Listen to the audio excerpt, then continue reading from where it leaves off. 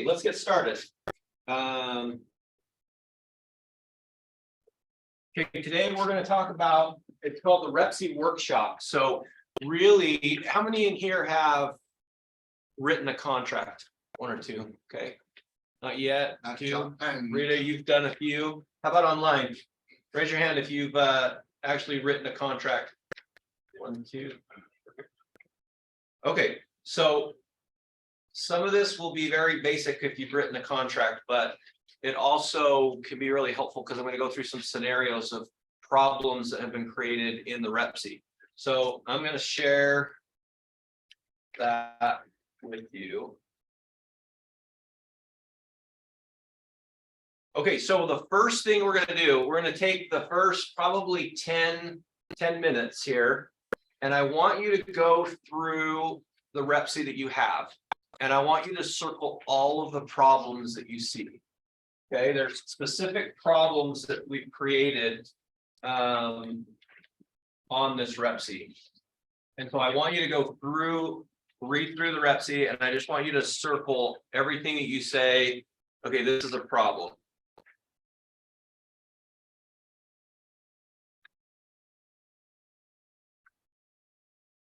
And we'll take probably about 10 minutes to do that.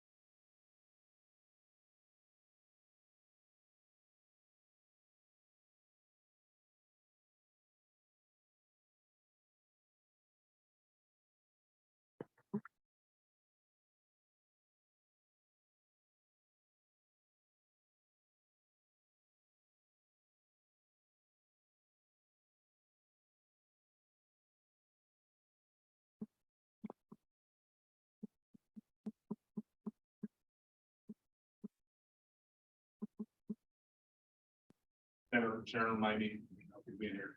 Oh, yeah. So yeah, that's in class today.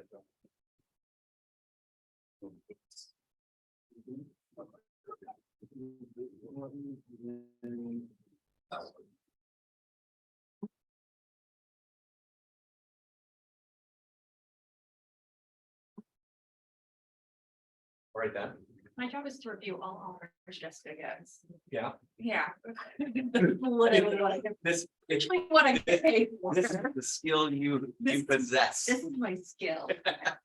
Like, Good, so there shouldn't be any, you should catch all of the I errors. really hope I did. I'd be really sad if I didn't. How's everyone else doing? Everybody online, are you able to review those? Gary, you got it? you find some errors? Okay. Welcome, Liz. So with Jason, I didn't believe these were binders. Is this for the binders? No, this one is the rep. See, Okay. we're gonna do the workout. You can walk I out, can't that's make okay. No, I don't. Okay. Aubrey's got the sign in sheet right there. You know what I mean? Thank you, Aubrey. I told Russ we needed to update our property because it does say 2017 in here. And if this property was for sale for $249,900, I would be buying it myself. I'm gonna say on properties. We're supposed to be looking at what's wrong with this, right? With the REPC, not the MLS. You don't need to look at the front page of the MLS is mainly just made up. It's the REPC that we're working on. So last week Russ went through the specifics of what each part of the REPC. This time, all we're going through is what we're putting in all the boxes. And then I'm gonna throw out some scenarios where I'm gonna have you guys create an addendum to fix some of these problems.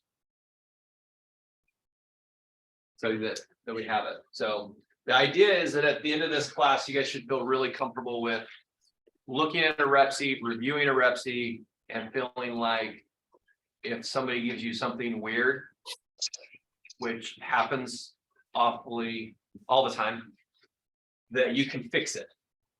So, and to not do certain things. Okay, how we doing? Good, done. Liz, y'all done? With what? With the. Reviewing the offers. How about everyone online? Everybody done? Reviewing I it? can't even get on. Can you hear me? Yeah, I can hear you. I can see you too. Oh, you can? Yep. Okay. Can you not see us? No,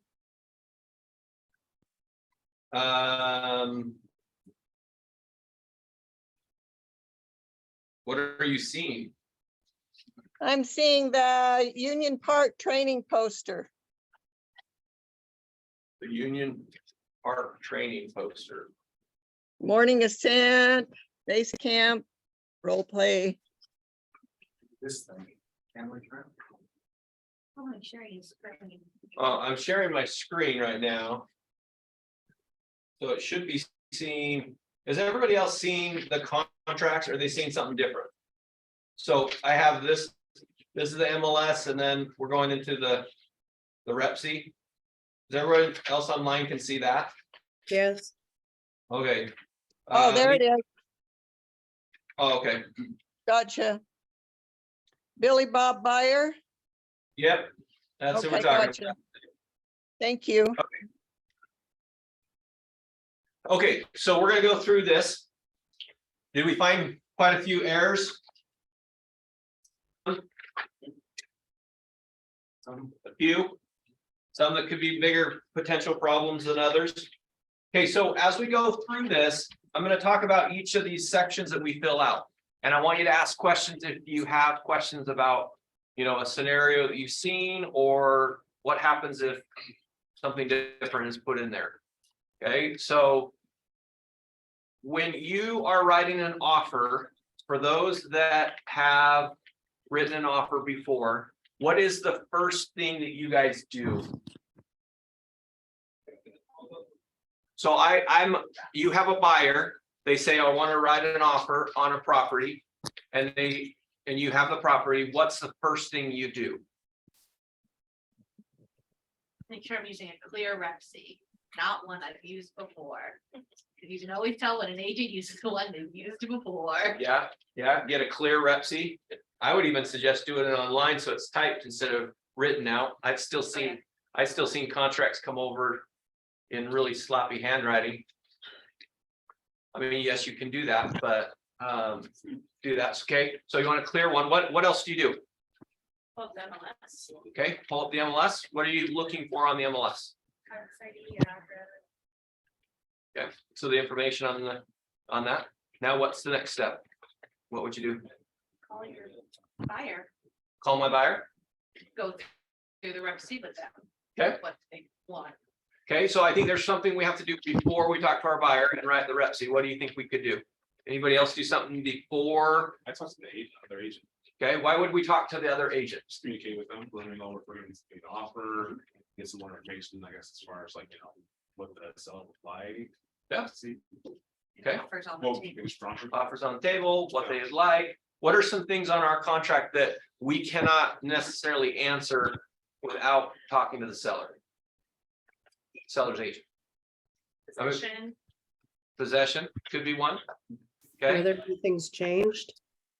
whether anything's changed. Yeah. Have you ever seen on the MLS, the owner as owner? Yeah. Okay, or you pulled up the tax thing and they changed their names, or that it's in a trust now or something and you don't find the right name. So you can find out who you should actually put on the contract. Okay, if I put seller on the contract, I'm gonna have to do an addendum because I've got to make sure their names are on there. Does that make sense? One of them would be to ensure that you're actually buying one or two properties. So like, for example, a lot of properties will come up with having two tax IDs because somehow there's, I don't know, a strip of land that encompasses the driveway that's actually a separate property that you're purchasing. Yeah, that's perfect. That's a great example of making sure that you have the right information on the contract. So that's where I would start. Okay, so anytime we're going to write an offer, the first thing I would do is I would reach out to the agent, get some of this information. Okay, and I will ask as much information as I get to give myself the advantage. The thing that's interesting is that some agents, when you talk to them, they'll give you all the information you ever wanted. So I ask all questions, and if they can't answer it, they'll just tell me they can't answer it. But I might even ask them, I say, I see that your listing price is this, will your seller accept something lower than that? You'd be surprised at how many agents will come back and be like, well, they're pretty negotiable, we really need to get the home sold. That tells me right there, I'm not coming in a full price offer. Right? Okay, so if you're on the selling side, don't be that agent. If I call you and ask you those questions, just say, Jason, I can't answer those questions. And that's a good answer. But I can tell you there's a lot of agents that just answer my questions. Okay? Yeah, you can ask them also if there's other offers already presented. Yep. Again, they may not answer it, but you can ask. Yeah, is there any offers? And then we talked about one on Tuesday, the dual agency. Remember what that was? Section 21. over. Well, not that limited agency, the dual rate, sorry, the dual rate on the MLS. Do we remember what that was? What it referred to? When it says on the MLS that there is a dual rate? No. You wanna call No, nobody remembers that? That's Okay, I remember it's A different question if it's through the same brokerage. there's a different commission if it's through the same brokerage, right? Well, you can ask that to them and they have to answer it. So is any of the offers you have represented by you or your company? That would help with your negotiating as well, right? So I always start with talking with the seller to agent about the property, and I try to get as much information as possible. So Jason, how do you word it again? Will you seller be able to get a lower, how do you word it? What you, Oh, what, when I ask about the price, Uh. I see the listing price that you have there. Is your seller willing to take less? Okay. Or is it negotiable? Is there room? Just something that's, I guess just ask the negotiable will sound better than less, because if you say less, no, whatever you want, whatever you want to say. I mean, they don't have to answer that question, but I always ask the question, but I always reach out to them first. Okay, so as we go through this, I want, if if we get to a section that has an error, I want somebody to either raise their hand or just say that we're in an error. So we're gonna go through this, each line that's filling in. We're not gonna read through each paragraph, so you don't have to read the whole REPC, but we're gonna go talk about each line. So if you see an error, I want you to point that out. Okay, so the first line here, earnest money deposit. Okay, we've got the date, then we got the buyer's name, we got the seller's name, and then the amount of earnest money. What is, how do we determine earnest money? What does it have to be? Does it have to be a certain amount? Like, what, how do we choose that? Does not have to be a certain amount. Okay. A lot of times it's 1%, but it's split the Could buyer. it be $1? It could be $1. Okay. Could it be 0? It has to be $1. Not if you want your offer accepted. And Not if you want your offer accepted, but earnest money, does it have to be money? yes, I would think so. Well, it says money. You know, No, it doesn't have to be money. okay, what is the earnest money doing to this contract? So in It's order to good have effort, a good faith good, effort, yep, okay, so full interest. in order to have a valid contract, we have to have some type of consideration offered. Okay, I want this, I'll putting this up there, whatever that is. So we put it, most of the time, it's just earnest money, but it doesn't have to be earnest money, it can be something else. The contract technically is consideration, because that's what you're offering, is everything in the contract. But yes, earnest money. So now how do we determine what's a good earnest money? Usually it's 1%. Okay, 1%. That would be good. So is this 1% of the purchase price? Okay. So how do you guys determine it? Do you always just do 1%? No, We don't always, but we kind of take it in consideration with all the other parts of the offer. Okay. So online, so who said no? How do you determine your earnest Wouldn't it money? be- What you, Like what the market's doing? okay, what the market's doing? I would say it would be based on a couple factors. Yeah, like she said, what the market's doing. Another thing would be, to be honest, what the buyer can handle as far as earnest money. They might not be able to do 1%, but they might put in a very good offer that matches that. Flip side, I had a buyer that was purchasing something that was, and this is like this past summer, so not crazy market, but purchasing something that was 400,000 and put down 50,000 in earnest money Wow. because he was that serious about getting the place. Well, yeah, how desperate is your buyer? Not desperate, just wanted it and had a lot of cash. There you go. So the earnest money itself, if you look at it this way, there should be no reason for a client to lose earnest money unless one of two things happens. And I always find that earnest money is lost when the client isn't fully honest with everybody, or the lender's not fully honest with everybody, or the agent's not fully honest with everybody. There's plenty of contingencies in our contract. As long as we leave the contingencies in, we should protect their earnest money. There should be no reason for us to lose the earnest money unless something out of the ordinary happens that we can't see. And then we'll look at some of that. Okay, can it be a personal check? Yes. Can it be a wire transfer? Yeah. Can it be cash? No. Okay, so if we're gonna do Yes, a wire can it be transfer, cash? cash. It cannot be cash Why not? because our brokers will not accept cash. Oh, well, we won't, but like legally it can, right? Well, so the lender's not gonna be able to source where that came from. Oh, gotcha. Okay, so no big briefcase full of cash, please. But a Um, personal check is okay? Yeah, personal check is fine. So here's one thing on a personal check, though. if you bring a personal check into our office and we put it in the trust fund, and then your buyer cancels within the next 5 or 6 days, we will not return that to them until we pass 10 days. Okay, But you can't transfer it to another property. we can transfer it to another property during that time. And the reason for that is this was probably 5 years ago, we had fraud that was happening in Utah. And what was happening is these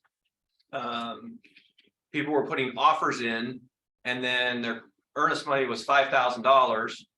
Then they sent us a check, then they canceled the next day and requested their money back. And if we sent them money, so if I get a check that hasn't cleared and then I send money out from my account, what happens? You risk not ever getting the money from the check that cleared. Okay, or the hasn't check cleared. the check that hasn't cleared, eventually it bounces, and my money that I sent back to them is good funds because there was money in there. Makes sense? And so that's what they were doing for a little bit. They were trying to get us to send them checks. So we just made a hard stance of, we're not going to refund that back to the buyer at least until we're at 10 days out. Make sense? Okay, My question is, should you put the check number on there if it's a personal check? you can, it's not necessary. So this return of the money is just for the personal check or for any other one, like, So if you're using the earnest, so the wire transfer, that's guaranteed funds as it goes in. so that you. It's more of a personal check. Is the personal. Yeah, How because about that, the cashier's check? No, right? Because it will be guaranteed, wouldn't it? well, no, cashier's checks is guaranteed as well. Yeah, okay. So it's it's just just a personal check. All right. Mhm. Okay, number one, the property, we're gonna fill out the right address and the right tax ID number. We did have in Utah. This was probably about 7 years ago. They had the tax ID number. And they were buying a condo, and on the condo, like, let's just say it said unit A and unit B.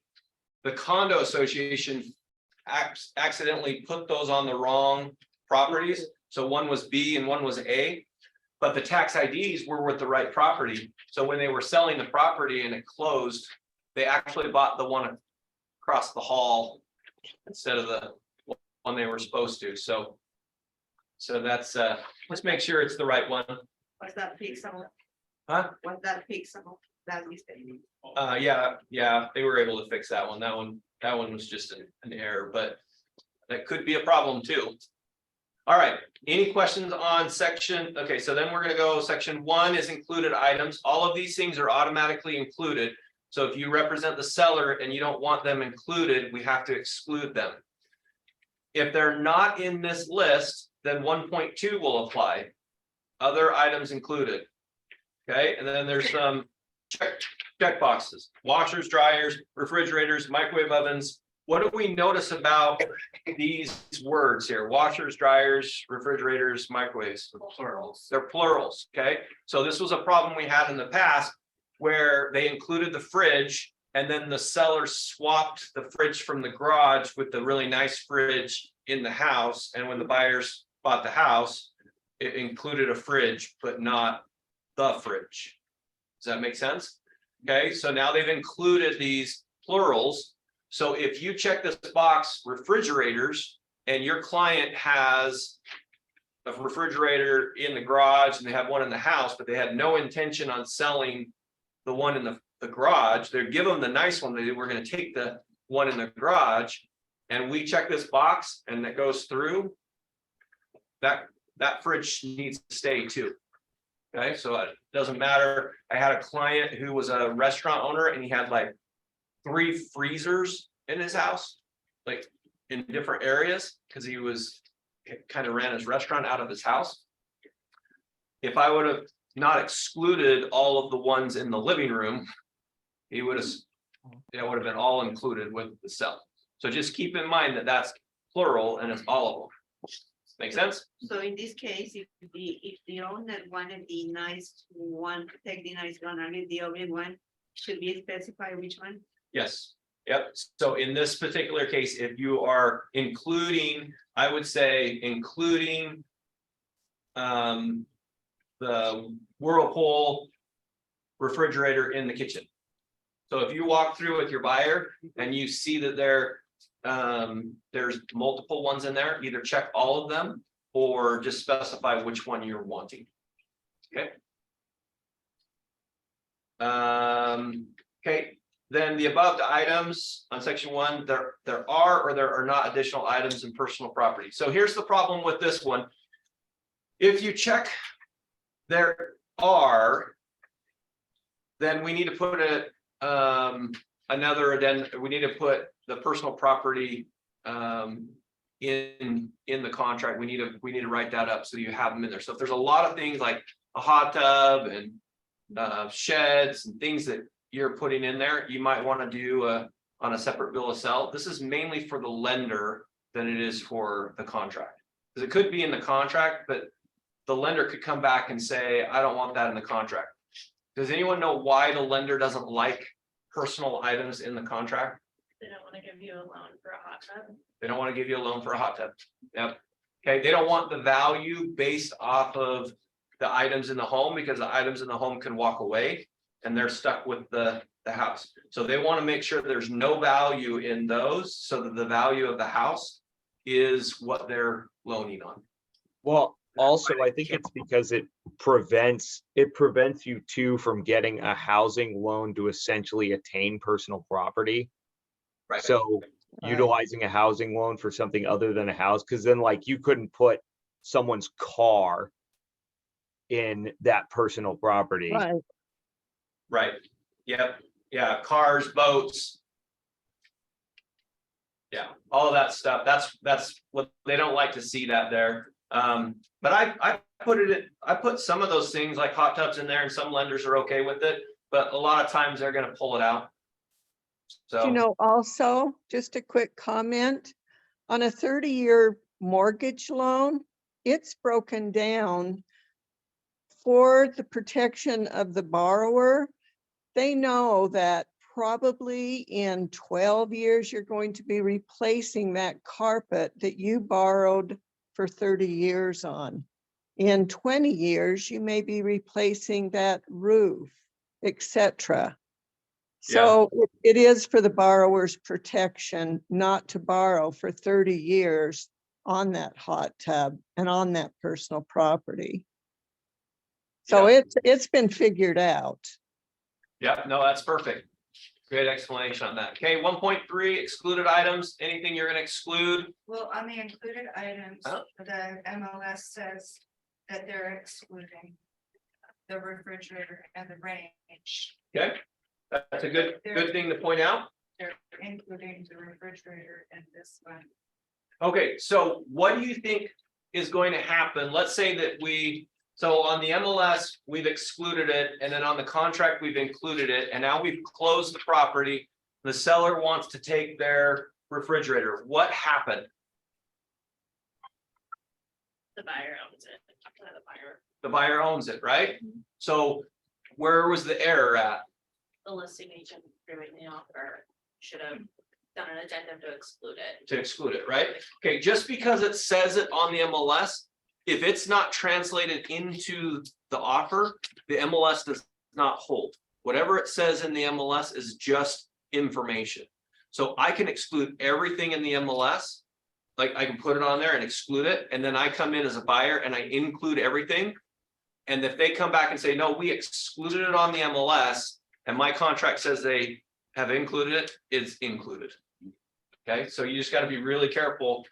As a listing agent, we get in a habit of this because we can put in the MLS number and it populates a lot of the REPC, and we get in a habit of just missing a few things or not reviewing them. That's a huge one. The one I've seen the most is it includes the refrigerators, and then in the bottom it says refrigerator in the garage, and so you see under specifics, it says refrigerator in the garage stays. And then we don't exclude the other one, and now we have all the refrigerators. Make sense? And I've seen that where the seller has been really upset and the agents ended up buying a refrigerator for the seller. That's an expensive purchase, just so you know. So, Jason, I did a deal a few years ago and it was and it was during the beginning of the supply chain issues. And we had to wait like a month and a half for the range to come in. So I thought there was something in there that said that the house had to come with some sort of cooking. It had to come with the range. You couldn't exclude that from the deal. So you couldn't exclude it from the deal, but it's not a contract issue, it's the lender issue. The lender won't lend on That's what. a property without the cooking supplies in there. So Okay. unless you're getting, like, if somebody was buying it cash and they didn't have a range in there, they could do that. So this one says the range is also. This is, oh yeah, in here. Yeah, so that would be an error. Good catch. And then number 1.4, this is a big one that can get yourself in trouble. This is saying that this purchase price for the property shall include all water rights. Okay, so if you're selling a property that has water rights, they're automatically included with the sell. So if you don't go in and exclude them, all the water rights are going to go with the property. So we had one last week that in this section, it said 2 water rights are included with the sell. That's what they wrote there. There was 100 water shares. And in that line, it said 2 water shares are included with the sell. How are you guys going to interpret that? If you look here and say, it says right here on this line, it says 2 water shares included with the sell. So what do you think the seller's intention was? It says two Exclude water Exclude shares. the other one, the This- 88. Exclude 98 and give them 2. No, that says excluded. That from says the sale. exclude though, Excluded from the zone. Yeah, this is excluded. but he's intending to do. So if you say 2, then they get 98. Yeah. Because See, 2 are. Do you see where the error? Yeah, he's intending to do the opposite. The opposite. And what happened is he didn't realize that this was saying this is all included. And so basically he's getting 98 shares and they're excluding the 2 shares. And really, they wanted the opposite. Now, could that be a big potential lawsuit? A huge one. Yeah, 98 water shares could be a lot of money Mhm. that now the seller could lose. So what happened in there? What happened with that? Luckily, the buyer and the seller both agreed what they were doing. They knew what they were doing. Well, they didn't know what they were doing here. Their agents didn't know what they were doing. But the other 2 deals. The buyer was under the assumption I'm getting 2. The seller was under the assumption I'm getting 2. I said, if the buyers wanted the 98, they would win. The buyers were good enough that they said, no, we were only intending to get that. But yes, that agent would have had a big problem on their hands because he sold their 98. So out that there was too. a lucky engine. Yeah, very lucky. Very lucky. Okay, so any questions on 1 point? Okay, we had one error there we never caught. Did anyone online catch the error? It's the R needs to be checked. Yep. Okay, so one of these boxes needs to be checked. Okay, if not, you're gonna get flagged by the compliance department. And then the hot tub is included in the sale, but there's no addendum or there's no reference to it as included item. Yeah, so now it's not necessarily included on that. So that could be a problem where the buyer comes back to you as the agent and says, hey, it said it was included here. Why do I not have it? And you have to explain why you didn't put it in the contract. So understanding that. Okay, now we're gonna go to section 2. Okay, we got a purchase price, $247. Earnest money, $1,000, that just transfers down. Then we have additional earnest money if there's any, their new loan amount, The math ain't mathing. Yeah, I think- math ain't mathin'. Okay, so that's a big deal. These numbers, all of these numbers add up. The total of A through E need to equal the purchase price that you have. Okay, so just make sure, what I see usually happens is this balance in cash usually includes the or they don't take in the consideration of the earnest money, and that's usually where the error is we don't add in the earnest money, so just make sure you add in the earnest money. Okay, let's talk about this for a second. What if I don't know exactly what my new loan is? Can I put a number here, and can this change? Can this loan amount change without having to go back and change my contract? I hope so. Yes. You hope so. Yeah, okay, you want to put down what your intention is what you're doing here. So you're not going to put down no zero. I'm not doing a loan. I'm going to put zero on a loan with full intention that I'm taking a loan out. So they think I'm doing a cash offer when I'm really actually taking a loan out. You want it to be pretty close to what you're going to do, or at least what your assumption is at the moment. Okay. Section 2.2, if they're selling a property, they're not. If they are selling a property, you need to include the other addendum. Then the initial sign page. Okay, any questions on section 3? There's nothing that we're really filling out. It's basically the settlement and closing. Be really careful to explain to your clients that they're going to a settlement and it's not the closing, because if you don't record on that day and they're thinking they're moving in on that day, they might not be able to move in on that day. So just, we have a tendency to refer to, I'm going to my closing. Well, it's really not a closing, it's really a settlement. Now, it could close on that same day, but it really is the settlement day that we're talking about. Hey, Jason, I had a quick question back on 2.2. Don't we normally mark that it is conditioned upon the sale if they're using any part of You cut money? out. Say it again. Oh, sorry, broke up there. Just on 2.2, don't we normally mark is instead of is not? If they're using any portion of money for a new house? No, if they have a home they have to sell in order to buy this home, then we have to check is. If there's no home involved and they don't need to sell their home to get the money, then it's contingent on that. Okay, all right, thanks. Yep. Okay. Okay, section 3, possession. Okay. There's three options: upon recording, hours after recording, and count days after recording. What is the potential problem of putting anything other than upon recording? That if you didn't record and you put 24 hours, like here. Well, so it has to record. And then this is about possession. This is when we're going to actually let our clients move in the home. So if it records, that means my client owns the property, right? Yeah. What's the potential problem if it records and my buyer doesn't take possession at recording? Also haven't moved out. They haven't moved out, House could like blow over. the house could blow up, A car can run into it. a car could run into it. Okay, Who's who's Very dark. okay, who's responsible? The buyer is, right? The buyer's homeowner's insurance is now all of a sudden kicked in, right? Okay, so we had a problem 2 years ago where the seller asked for 3 days.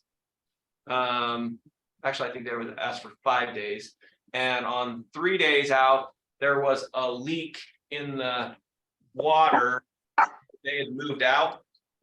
And the buyer was saying, well, I gave you 5 days to move out. You moved out in 3, and the leak happened after you moved out. So nobody caught it for 2 days. And I didn't know you moved out. So I gave you 5 days. So they were trying to claim that the seller was responsible for it because we gave them 5 extra days of possession, when in reality, the buyers were responsible for that. Make sense?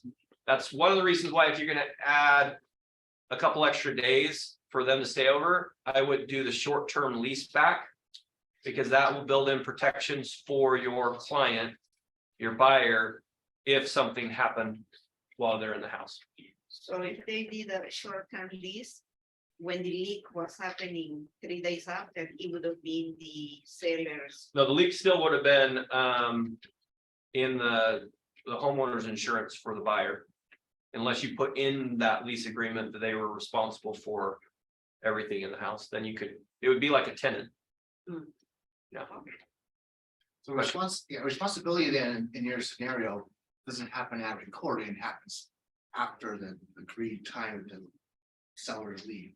Whose responsibility? No, Well, you said with the buyer is responsible for the leak in those 2 days, but recorded 5 days prior. Right, I'm just trying to, who's responsible? so who's the buyer now?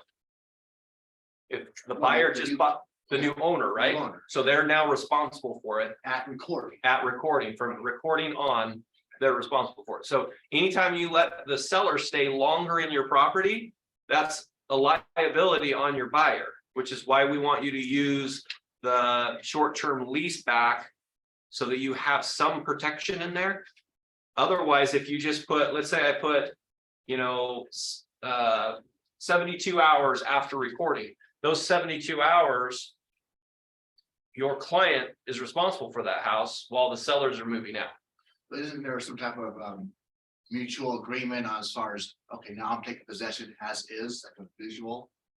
California, I think there is something like that, right? Yeah, well, so there's always a mutual agreement until there's not. Okay, so the state of Utah, everything we do is based off of what's in writing.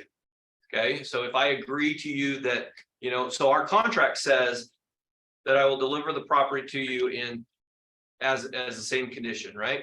But we have an argument that says it's not in the same condition, but it's still falling on the buyer's homeowner's shirts to take care of it. Ultimately, and you can fight it. I mean, that's how lawsuits are brought up. Somebody doesn't agree with what somebody else said, and that's why there's a problem. I'm bringing this up because I want you guys to make sure you are aware of, just because you add another week before possession, you need to be really careful with doing that. And doesn't mean you can't do it. I think it happens all the time. Just use the short-term lease back agreement. Okay, any questions on 3? Okay, number 4, special assessments. Okay, any special assessments? So 4.2, special assessment of capital improvements or improvement to homeowners association. And this is special improvement prior to settlement deadline shall be paid by this person. So seller, buyer, split equally between the two. Basically, if there's an assessment that's already been assessed, this is who's paying for it. So if you represent the seller and there's a big assessment coming up and you're not participating in that, you need to make sure it's the buyer that's paying for it. Okay, any questions on section 4? Okay, section 5, confirmation of agency. So you got your name there, who you represent, and your license number, and your broker's license number. Where do you find this for the other agent if you're just filling it out and it didn't auto-populate? On the MLS. So how do you look out on the MLS? You go very bottom of the MLS listing Mhm. and hover over it and it'll pop up. Yep. Okay, so just on the MLS, just hover over their name and it should pop up. And if they don't have it on there, you can search the agent specifically. And they don't get a marked buyer. Yep, there's an error right there. So that one would be flagged, and that one's one that comes back all the time, that agents get really mad at the compliance side of it because they're like, it's obvious who we're representing, and we're gonna make you do an addendum to check that box. So just do it right first time. Okay, section 6. It's talking about title insurance. Any questions on title insurance? Okay, sellers providing title insurance. Does the buyer have to provide title insurance? Yes. What's the scenario where they wouldn't have to provide title insurance? Cash. Okay, which is why this is a question I have all the time. Can we have a split closing where I have my title company and another title company? In cash, no. If we're doing cash, no. Why can't we do it with cash? As far as I'm doing title Because- policy, the seller's paying for it. The seller's paying for the title policy, so we have to go where the title policy is being bought. Okay, that's why we can't do a split one if we're doing cash, but if we're not doing cash, we can do a split one. Okay. Any questions on 6? Okay, 7, sellers disclosures. Okay, this is just a list from A to K, all of the disclosures we want. If our buyer wants something specific, we could write it in section I, other specifics. So, you know, if we want something specific that we know about the area, or we know the seller has that we want, we can put it there. Okay, Question. yes. The other day, did we go over the whole buyers or sellers disclosures, 16 pages plus? Is that basically what the section is? If we provided all that, is this all done A through I or? No. Okay, so if you look at this, that's A. Written seller's property disclosures. That's where the big mistake happens, is from a listing perspective. Because this is for the listing agent's job to get this all to the buyer. And we only do the one thing. And so we still are here. So we've got to do lead-based paint. We got to do a title commitment, any CC&Rs, any minutes, any leases, short-term leases, just management agreements, water rights, all of this stuff. So this is one where you can get yourself in a lot of trouble as a listing agent if you don't give yourself enough time to get this information.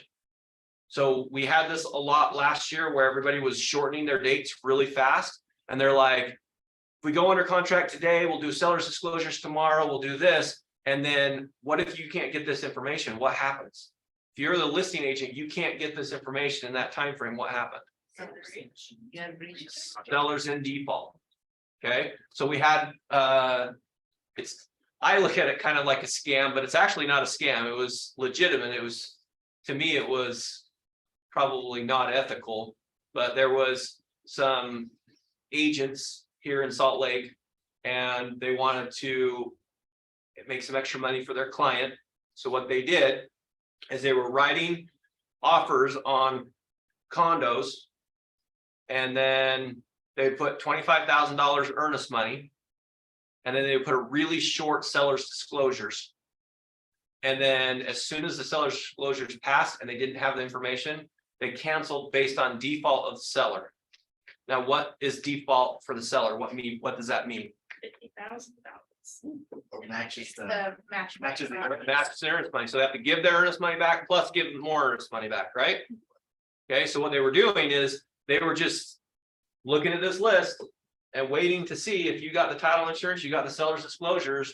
And then if you didn't get it by that date, they were canceling the next day based on seller default, trying to create some income by that. So word of warning is on this one. If you represent the seller, make sure you have this in order. And if you don't have it in order and they're writing an offer, tell them, hey, I need a little bit extra time to get these seller disclosures. I haven't got the minutes and I haven't got the CC&Rs yet from the condo. Because some condo complexes, it's not as easy as just pulling up their website and printing them off, which some of them can, but some of them are kind of a pain. Some of them charge you. I hate. There you go. Some Somebody of them was- charge you. Yeah, I had. they shouldn't charge the seller though. Yeah. So you should just have your seller do it for you. That way you don't have to pay for it. I had something kind of funny happen. It was, and it could have been a problem, but the house didn't go under contract. So basically, we couldn't get the PR. It took about 2.5 weeks to get the actual initial PR after the listing, because the guy's name was Tony Hernandez, and he lived in Vegas, and there were too many of them. Yeah, so there's a sometimes potential the problem. PR Yeah, sometimes the PR takes a lot longer Mhm. than just 3 days. That's another thing when you talk about earnest money is, you know, a significant amount of earnest money, you got to remind your seller that if they default, that's what's on the line for them. So as a seller, you're like, oh, they just put $100,000 down. That's awesome. Yeah, they're really committed. And then the seller has a problem and defaults, and now they wish it was $1,000. Okay. So question, so Uh-huh. if the seller's in, they figure like, or say the buyer put a really short disclosure time frame, a couple of days. Mhm. And the sellers say, no, we want longer. How's that change? Is it do an addendum only? Well, when you counter back, you would counter. You back counter back with the longer So date. the With counter- an extended date. Yeah, just wouldn't accept that offer. Okay, section 8, due diligence is checked is, that means that contingency is in there, that means this applies. Any questions on due diligence? Okay, section 8.2 is conditioned on appraisal. That means that an appraisal does apply to buying this home. Okay, section 8.3, financing is required. Is what they've checked. That means they're getting a loan. And they put $0 in section 8.3 BI. Does anybody have any questions about what that section means? This one right here, the money here. What amount that is? If they were to put something, it's a portion of the earnest money that they already have deposited. Could be a portion, could be the whole amount. Whole. Basically, what it's saying is after the due diligence deadline, this money is non-refundable, whatever amount's in there. So it's a little, makes your offer a little bit stronger. It means you can't really back out based off of, like, the seller's going to make some money if you back out after due diligence. Now, what if the appraisal comes in low?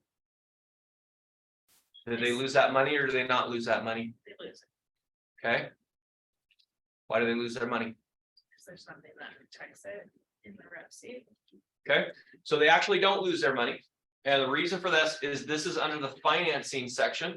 It's not under the appraisal section. So you could cancel based on appraisal. And this does not apply.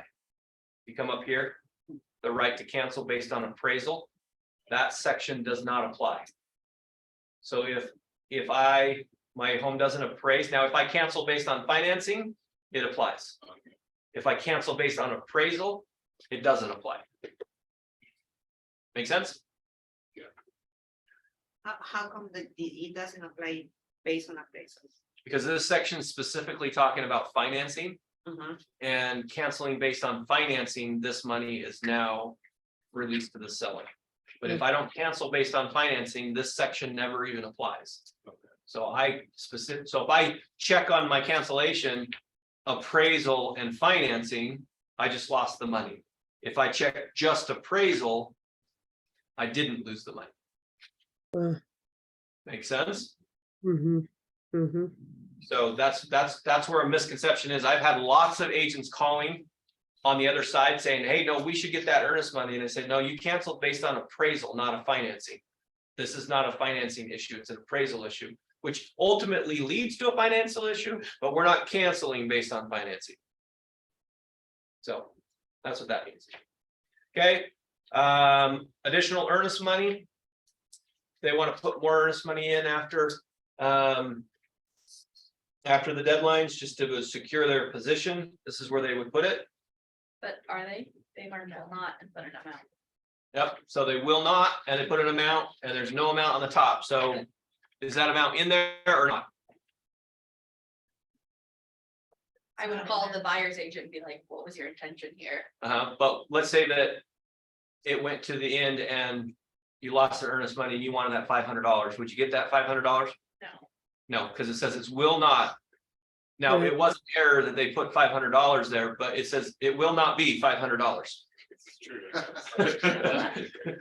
I will not deposit an additional amount of $500. So really is what that's saying. So the challenge is us as agents will review contracts really fast and we'll just see that section. We'll be like, oh, $500. Okay, good. They're going to add $500. And we tell our clients, oh yeah, there'll be an additional $500. And then when it's not, you'll realize, oh, they checked the not. And you're like, well, that's stupid. Why would they put $500 in there? But really, yeah, this is all. Okay, addendums. Anything on the addendums? There should be an addendum 1. What? Addendum 1. Yeah, it should be an addendum 1. Okay, home warranty. Any questions with the home warranty?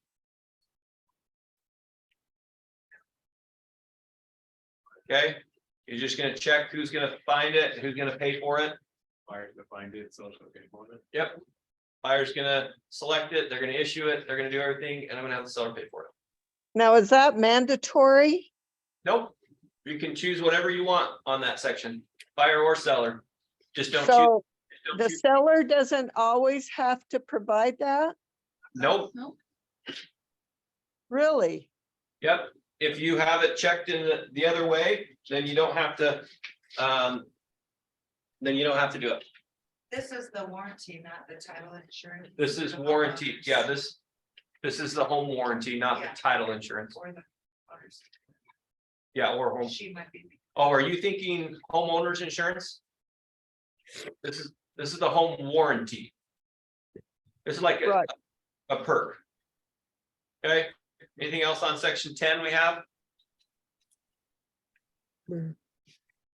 Okay, section 11, final preset walkthrough inspection no earlier than 7 days prior to settlement. When would you want to do your walkthrough? A day or two, the day before. Okay, day or two before signing. Why would you want to do it a day or two before signing? Lot could change in a week. Lot can change in a week. They could have a water leak. They could have a water leak. Yeah. Okay. What's the After point they moved out, after they moved out? I like that. Okay, so absolutely. I would like to do my walkthrough once they moved out so that I can actually look at it. So what's the point of a walkthrough? Make sure the home is in the same condition as when you submitted the offer. Yeah, and what does your client think the point of the walkthrough is? Ooh, get my keys to, yeah, Take What is it? measurements. get excited. That's what they want. They're getting excited. They want to take measurements and they want their family to come see the home. I always tell them, I say the walkthrough is not to show your family. That's after we set up, we record and to take measurements. Our whole purpose of the walkthrough is to make sure the home is in the same condition as when we put the offer in and that nothing's changed, that the garage fridge is not in the kitchen. That's what it is. Now, if I don't do the walkthrough and then I go settle, what's the potential problem that could create? Because you don't have to do a walkthrough. What's the potential that could create if I don't choose not to do the walkthrough? If you don't catch something and you. Holes in the wall? Yeah, there's a hole in the wall, okay? Now, does that relieve the seller from giving it to you in good condition? Or in the condition that it was originally? It doesn't, but what's your leeway? Like your leverage? What's your leverage? Real small. Very small, right? Okay, so if I go into the house on a walkthrough before my settlement and the fridge is gone. And I go to settlement and I say, look, you promised me a fridge. Unless you get me that fridge, we're gonna have to delay this closing. Then you have some. Now it's a prevention is worth a pound a cure. Yep, I like that. Okay, so that's why I like to do the walkthrough and I like to do it after they've moved out. It does create a problem when you're gonna let the seller stay there for a week or two because now you're still running the risk of that walkthrough not showing you everything. In fact, we have it's right now, it's a complaint. Most likely it will turn into a lawsuit. We got last week. The seller had really nice hardwood floor on the outside of their home, and then they had these really nice rugs. So the rug would meet up with the hardwood floor border. Okay, can you guys picture what that looks like? So then they close, the buyer moves in, and the seller had taken the rugs. Guess what was under the rug? God only Subfloor. knows. They could back That's pretty. 15 years earlier when they did the wood floor, they could save money by just doing wood on the outside and then they were going to do rugs. And the seller's response was, well, they could just do rugs. That's what I did. So It's not ideal, not a fun conversation to have, just so you know, it wasn't a fun conversation. All right, 12, any questions on 12? Nothing to fill out there. 13, nothing to fill out there. 14, complete contract, nothing there. 15, mediation, shall and may the option of others. They should have done. They should have done it. Which one should they do? Either one. maybe Shall. option or- Shall I always or, do shall, okay, so why do you say shall? because I want it to go to mediation. I want it to have the best possible chance of resolution without the attorneys, heavy hitters coming in. Okay, so if I check the box may, could I still go to mediation? Yes. Yeah. Okay, so I would just ask your client what you want. And everyone has a different opinion on that, because for me, I always like to do may. And the reason I don't do shall is because I've seen way too many mediations where the seller is very not confident, but they're very strict, or like they're, what is it? Hard-headed. Hard-headed. The seller's very hard-headed, the buyer's very hard-headed. They're not going to budge, and you just paid $800 to go look at each other and say, we accomplished what we wanted, we went to mediation, now we're gonna sue each other. Make sense? So you can do whatever you want. I suggest you just talk to your client on what they want to do. Mediation's cheaper, but if there isn't a chance to mediate, if they're being so hard-headed that they're not going to mediate, the only way is through the legal system. But this, if you check shall, Rita, if you check shall, that means no matter, even if they disagree 100%, before a judge will even look at it, they have to do mediation. So it's like they have to do it. Okay, Make sense? yep, Okay, 16 is about default. Our remedies. 17, we don't have anything to fill out there. 18, we don't have anything to fill out. 19, no assignments, no fill out. 20 is insurance. The buyer did not initial. Buyer did not initial that page. That's a good error, good catch. Okay, 21 times of this essence, nothing filled out. The next thing we fill out is section 24, contract dates. Okay, we already talked about the seller's disclosures. We want to give ourselves enough time to make sure we have those seller's disclosures. Now, if your property's been on the market for a week or so, you should have those done. I would just get that done as soon as you take the listing, so you have it all ready to go. Then it won't really matter what those dates are, as long as you give them that information. Due diligence deadline. What's a good time frame for due diligence? depends on the market and how busy the inspectors are. There was a time when we had to push out the leaves, right? Oh. So usually 2 weeks, so 10 days. 2 Yeah. days. So 10 to 14 days is a good common practice for it. Does it need to be those dates? No. I would really just talk to my client and say, these are the things we want to get done. How fast can you do it? Because I've had ones where, you know, the due diligence deadline is like a week. And then they inform me after we put a week down that, oh, we're leaving tomorrow on vacation. We'll be back the following week. And then it's like, oh, great.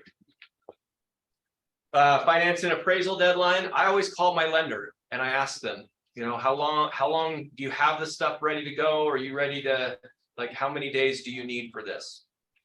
Anywhere from 25 to 30 days is kind of common. I've seen loans done as fast as 12 days. Has anyone ever got a loan through faster than 12 days? Yeah. So, I mean, it all just depends on, I put enough out there. If I'm representing the buyer, the longer the dates, the better. And I usually try to put them as far out as possible. And then settlement, I usually do a couple days after my finance and appraisal. I always make sure that settlement deadline is, I like to put them on Tuesday, Wednesdays, or Thursdays. Because if you do them on a Friday and they don't record, your client thinks they're moving in on that Friday.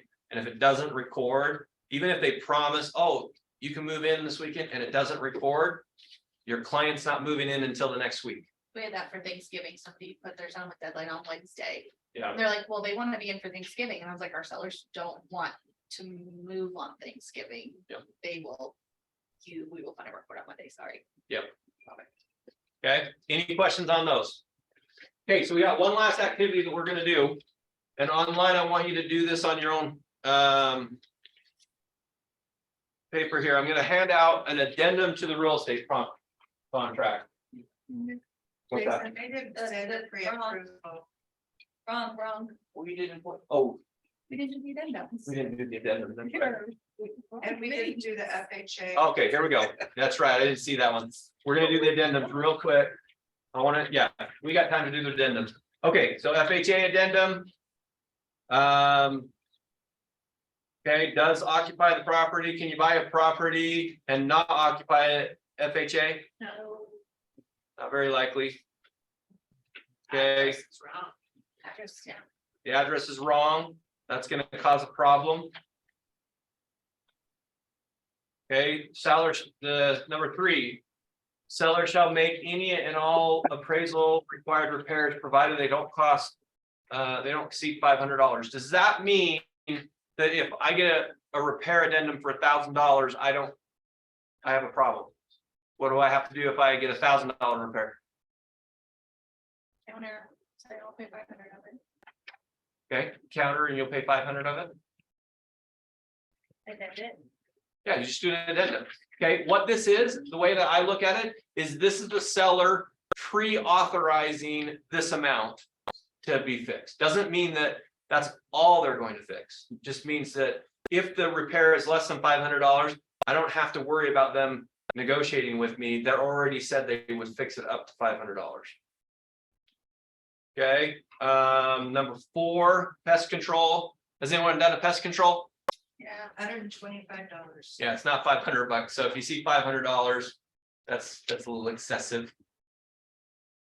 And then in this particular case, seller shall contribute at closing. So this is seller club, or closing costs, 7410. Okay, any questions on the FHA? So One. what's the maximum on a FHA that for closing costs that the 6. seller can contribute? 6%. So it's 6%, but it all depends on the buyer's situation, because sometimes they won't allow them to go that high. It just, yeah, I would talk to the lender, because some circumstances they'll only give you 3.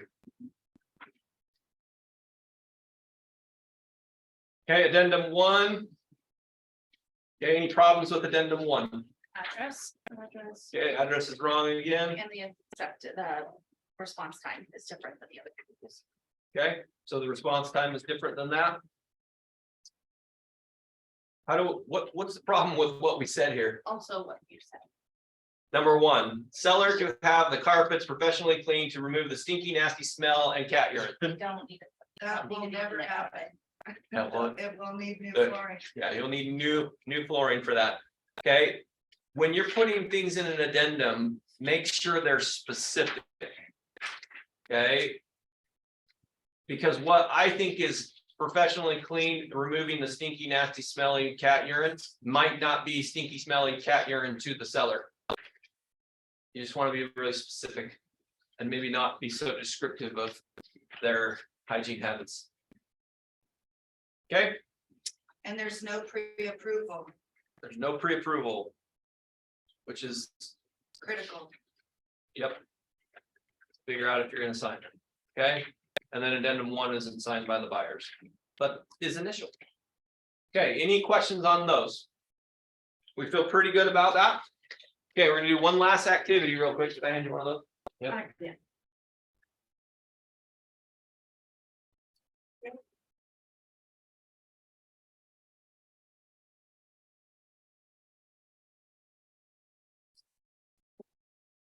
Okay. So here is what we're going to do.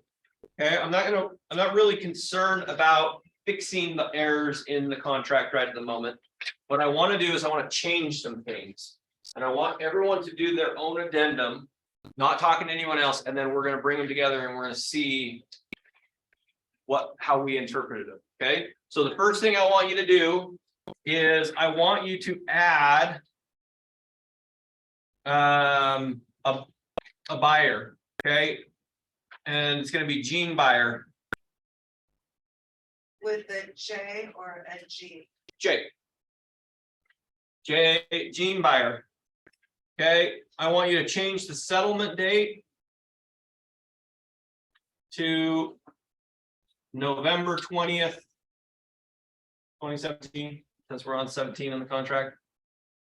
I want you to change closing costs. Seller's only going to pay $6,000. And I want you to change your purchase price to 255,000. Okay. So take a few minutes to, That's an addendum or a counter offer. this is it, this is, yeah, it's been a test. You can do it as a counter offer, it's not accepted yet.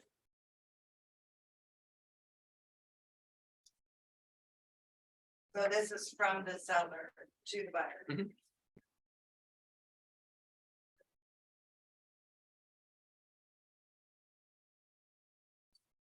So you bring up a good question. Does anyone know when you addend something versus counter offer it? It's not been accepted, you want to counter. Right, okay, so if the offer is still not accepted at some form, it's always a counter offer. But once you accepted an offer, even if I'm changing terms on another offer, it's not a counter offer, it's just an addendum to this contract. Counter offer is always used for before it's under contract.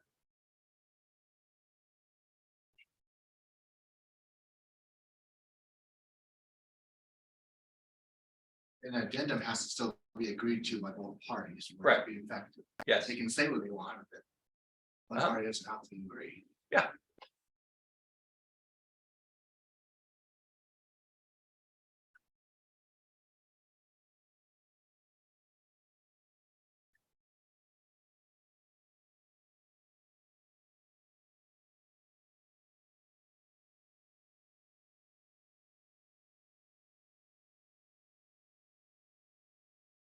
did you guys online get that information?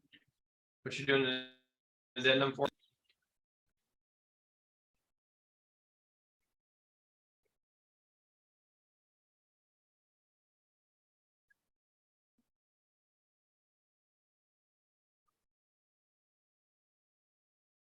We can't see the board.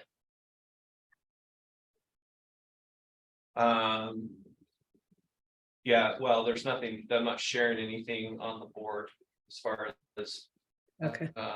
we're just doing addendum. So I'll write in the information what I want. So you have it.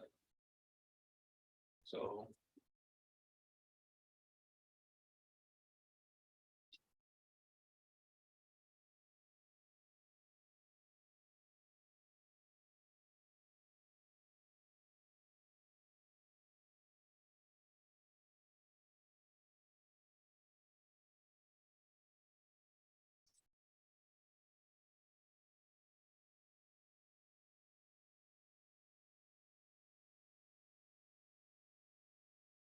Is this an old form of an addendum?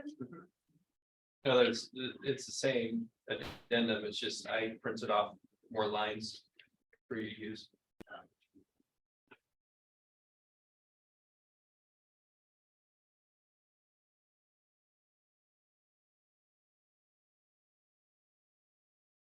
So online, because I don't think he sent you an addendum for it, just write down how you would change those.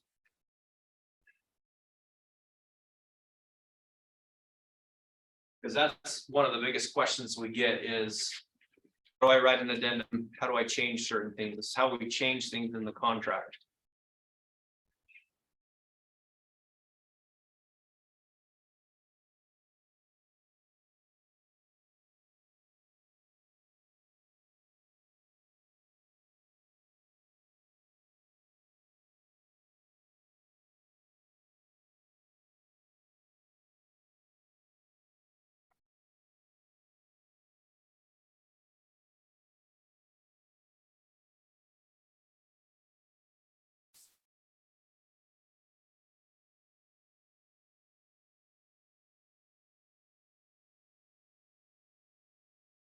Everyone done? Almost. Okay, so you guys combine and show each other your addendums. I give her yours. And I want you to go through it and see if you're okay with what it says. And Luz, you give yours behind you, and you give yours behind you. And I want you to go through theirs. And I want you to say, so just let them look at your addendum and see if they're okay with accepting your addendum. So Yeah. So these are the terms that they're agreeing to, but make sure they're okay with it. And then online, I don't know how you share it, sorry. So this, I think. We'll talk about it once it's up, and then you can see what everyone else has done. Adding another buyer. So I would So you have to put the new buyer's name in here too. Essentially. Okay, so all I want you guys to do, if you're looking at it, is I want you to look at it and then determine whether you would accept it as is. No. No. She won't accept it, it's reject. You just gotta reject. Yeah, she got reject, because she can't give me why. Okay. Okay, you gotta reject. I see one thing that you essentially two. This would be buyer. Oh, this is going. Oh, we know.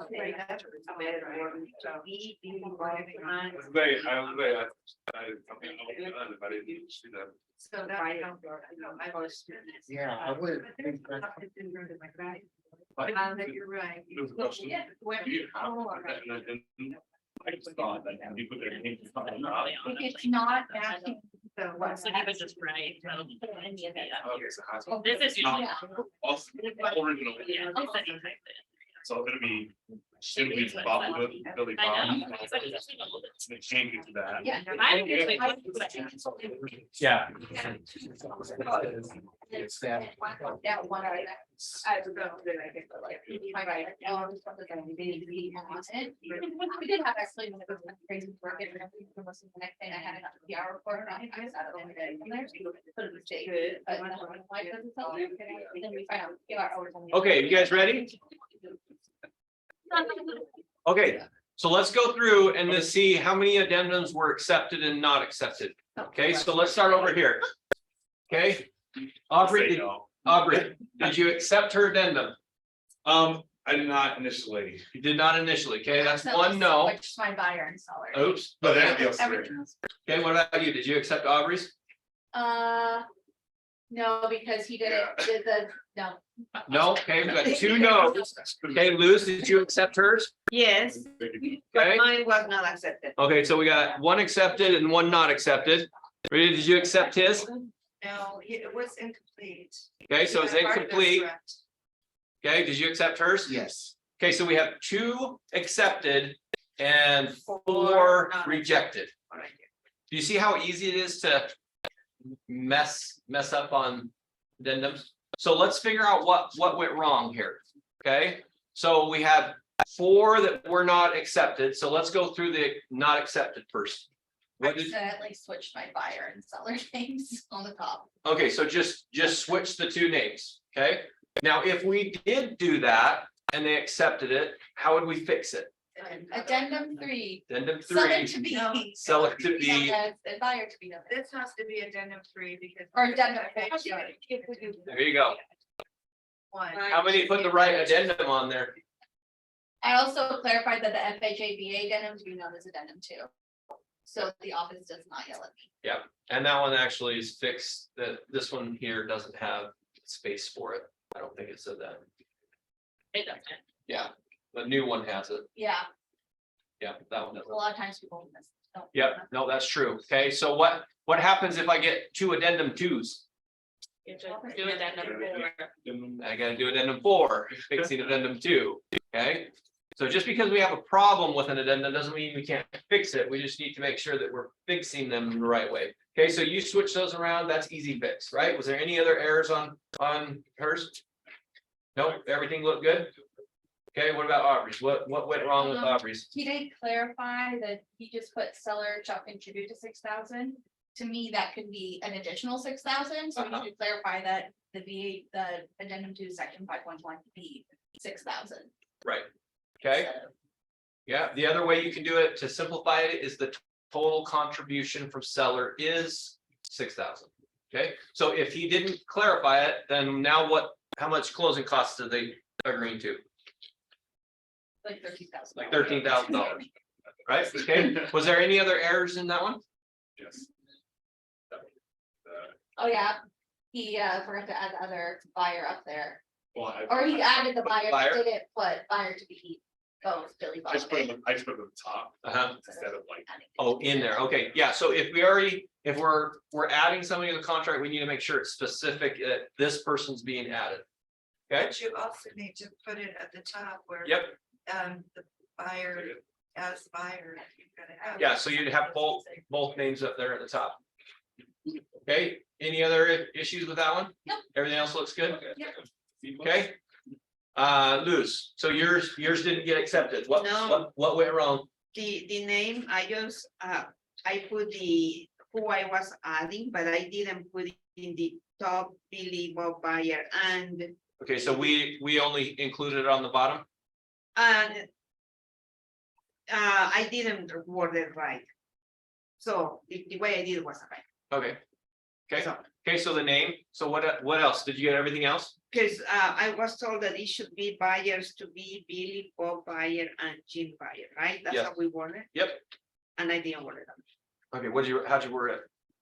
I put add an extra person named Jim Buyer. So that was bad. Okay. That was bad. No, it's fine. Okay, but yeah, that works. Anything else on there? And then since you put that extra line of the change, I didn't see that and I put it on the top. Oh, okay, yeah. And it shouldn't be there. It should have been on the next line. Yeah, and it could be, yeah, it could be on that line, it could be on the other one, whatever one, it doesn't matter which one, but it does make more sense on the where it's supposed to be. Yes. And Okay. of course, I didn't finish it off and I didn't put the closing thing on the purchase. Oh. That Okay, was incomplete. it was incomplete. Yes. Okay, okay, and then yours was accepted, right? Okay. Any questions on yours? Pretty self-explanatory, you felt pretty good about it? Okay, He's probably good now. he's good now. What was the error? I just left out a couple, I just wasn't sure how to word things. In the top section, he had the Uh-huh. settlement change down in the deadline area, but he didn't add the buyer and purchase price and closing costs. Okay, So Okay. now it's good. now it's good. Getting good. Okay, and then yours was accepted. Do you have any questions on yours? No. Okay, I don't anyone? know if you- Anyone online have questions about writing addendums? The biggest errors we found in here was how to add another buyer. And what was the other one? The settlement that. Oh yeah, the settlement deadline. Any questions on how to do that? If I have to add another buyer, you guys are good with adding another buyer? Oh, Matt, I can't hear you. You're on mute.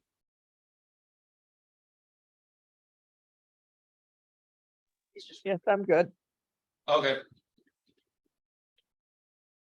Maybe he's talking to somebody else. It looks like he is. Okay.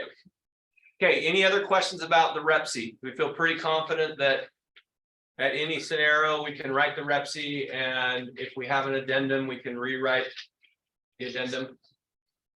Okay, so real quick, I'm gonna show you on the MLS. There's a section. Let me just go into my MLS real quick. I'll show you.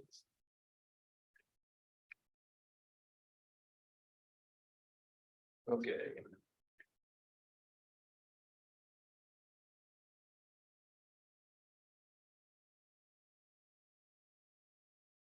Okay, so you should be able to see my MLS. Okay, MLS pulls up, you come into these forms, you can go into these, I always like to go into the legacy forms for me, but that's just because old habits take a long time to switch. If I go into an addendum, right here, I pull up an addendum. On the right side, there's all of these different clauses, okay? I would get in the habit of using their words, not your words. Okay, so like, here's closing cost addendum right here. I take this and I'll drag it over here. I'll add it there, and then I actually just load the clauses. Okay, and then I can put it in here. What I'm trying to do. Okay, so if you're starting to write a lot of words on an addendum, take a minute and think, does this happen a lot?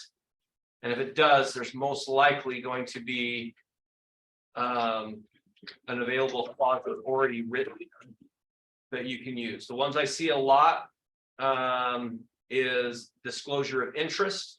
So if you have an interest in the property, here's a flexible settlement deadline, which I see people writing their own verbiage of a settlement deadline to be whenever. I saw one last week that they wrote their own time clause one. And that's a huge, long addendum that protects everybody if you use that addendum. I've seen this real estate brokerage payment addendum. So sometimes we say, so that the listing agent's offering me 1% and I want 3%.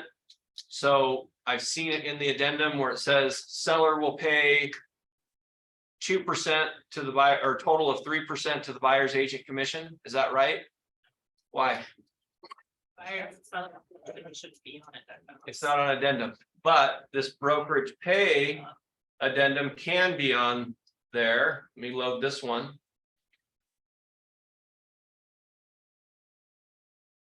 Okay, it says right here.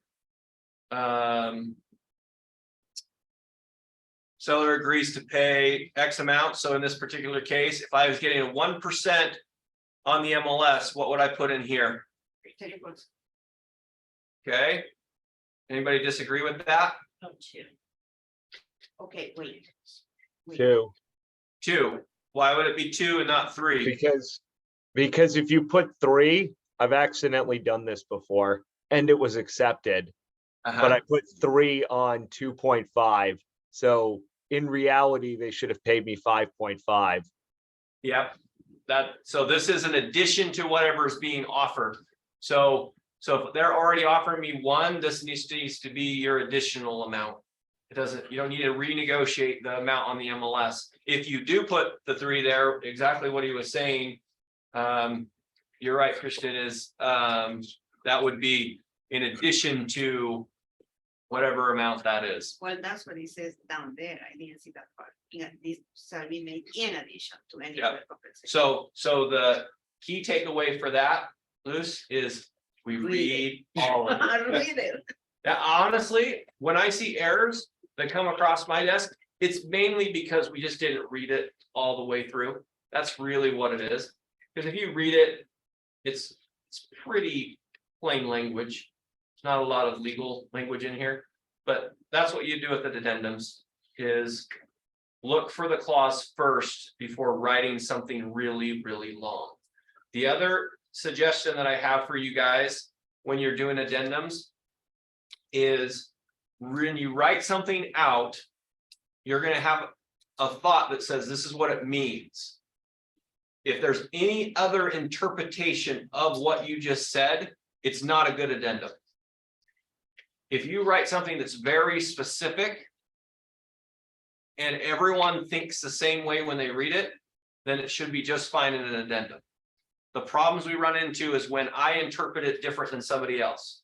The problem is we get in our own mind that this is what it means. This is what it means. And then somebody points out that it could mean something different. You're like, well, yeah, but that doesn't mean that. And when you say that, I guarantee you, if there's a problem in a contract, the other side is going to think that other way that you didn't think they would think. Okay, so that's how I test all of my addendums. If I read it and I can interpret it more than one way, I probably should look for another way of writing that down. If I can only interpret it one way and I'm pretty confident, like settlement deadline, the settlement deadline to be November 20th is what we put on there. Okay, is that vague? Does it need to be longer than just this is what it is? No, right? That's the same thing. Make sense? Okay, that's all I have. Does anyone have any questions online or here? Really quick, so for the commission, we talked about it before, and, like, when do you Negotiate that, I guess. When do you negotiate the commission? Yeah, like, they first, they have 2%, buyer's commission, say, I want 3%. When do you do that? I know you're not supposed to do that with the offer, right? Well, so I'm not negotiating my commission. So who would I have to talk to get more money? The agent. Buyer. Well, it depends on what your EBB says. Okay, so my exclusive buyer broker says 3%. They're offering me 2%. And I want that extra 1%. Where am I gonna negotiate that? That's what I just pulled up on there, but when and where should I do that? Talk to your buyer if you want, so you want to ask it from the listing. Okay, so you can talk to your buyer, because who's obligated to it? It's the buyer. The buyer's obligated to the 3%, right? So if I want the buyer to pay that, do I need to do anything with the contract? No, right? I can just charge my buyer 3% or the extra 1%. Okay, now let's say that I don't want to charge my buyer. I'm gonna have the seller pay it. That's when I use that addendum. Okay, the addendum I just showed you. And you're gonna do that before your offer is accepted. So you're gonna present that, but it's not commission, that's in addition to whatever you're receiving. Yeah. So I'm gonna ask the seller for in addition to whatever I'm receiving. And I wanna do that before it's under contract. If I don't do it before it's under contract, You're accepting everything. I'm not gonna get it signed. Okay, it's the same thing with like a for sale by owner. If they don't sign a commission agreement before they sign and accept the contract, do they have any obligation to pay you? No, so you just gave them your client. And now they're under contract and you either have to charge your client or not get paid. So always do that in the initial offer and never refer to it as buyer's agent commission. Just refer to it as compensation from the seller. So then, when would you use the escrow instructions Okay, and not this? so escrow instructions are between the two brokers. Okay, so they've offered a certain percentage and they're willing to give you more and they've agreed the brokerage decides to give it to you, then it's now escrow instructions that you're So you changing. have to do that in addition to this addendum then, No, if you do this addendum, okay. the seller's paying for it. And then the buyer, the MLS is covering you on the other side. If you're changing any amount that the listing broker is giving you, it has to be on escrow instructions. So in this case, are we changing what the listing broker is giving me? No, because who's paying it? Seller. Seller's paying for it. So I'm not changing. But if it's on the MLS, it's 2% or 1% or whatever. Yeah, I don't have to negotiate that because that's already guaranteed, right?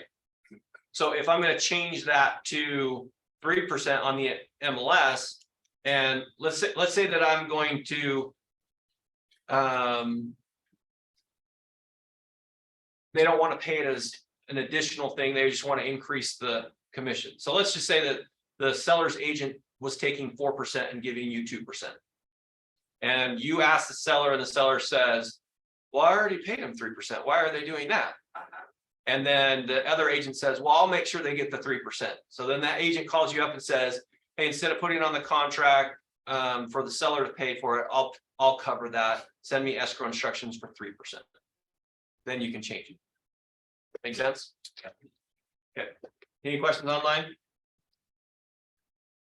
Okay, I think I've got all your numbers in here, so you guys should be good.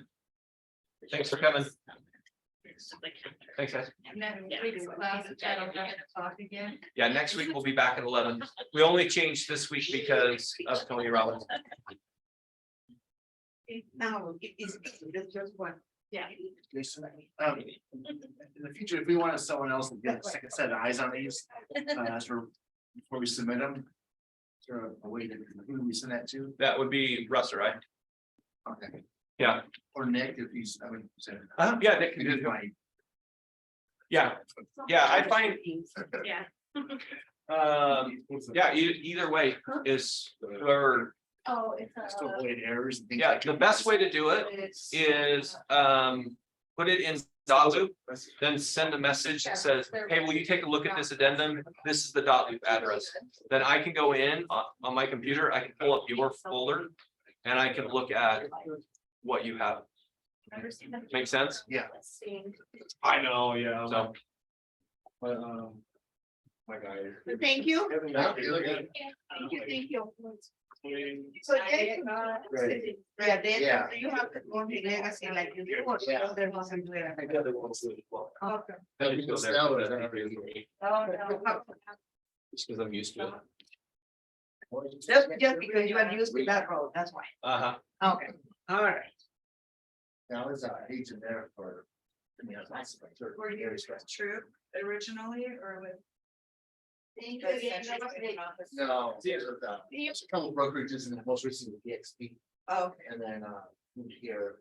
we have the XP up here. Yeah, but I wanted more of this, Yeah, you know. well, this is XP. what we pay them to do. but Yeah.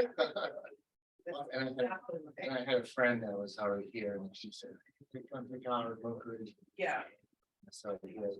good. You landed in the right place. That's good. All righty. Thank you, Jason.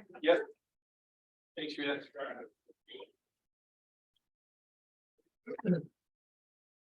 So I'm getting ready to, Do you have a pen? buy, my wife and I are getting ready to buy a townhouse, probably in Lehigh, I just spend it down. Yeah, I think the bar room, but Yeah. Need to write those names down real quick, so I can turn off the Zoom. Just 1 second, let me write these down.